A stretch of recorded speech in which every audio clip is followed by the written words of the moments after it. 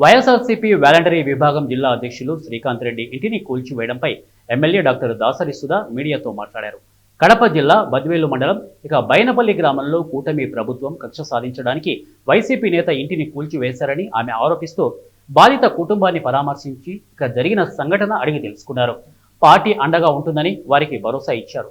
ఎలాంటి నోటీసులు ఇవ్వకుండా ఇంటిని కూల్చివేయడం మంచిది కాదని, రాష్ట్రంలో రెడ్ బుక్ రాజ్యాంగం నడుస్తోందని, రాష్ట్రంలో కూటమి ప్రభుత్వం వైఎస్ఆర్సీపీ నాయకులపై కక్ష సాధింపు చర్యలు చేపడుతుందని మండిపడ్డారు. ఈరోజు బద్వేల్ కాన్స్టిట్యుయెన్సీలో రాష్ట్రమంతా కూడా ఏ విధంగా రెడ్ బుక్ రాజ్యాంగం నడుస్తుందో ఎప్పుడు ఎన్నడూ లేని విధంగా ఈరోజు బద్వేల్ కాన్స్టిట్యుయెన్సీ ఎంతో ప్రశాంతంగా ఉంటుంది.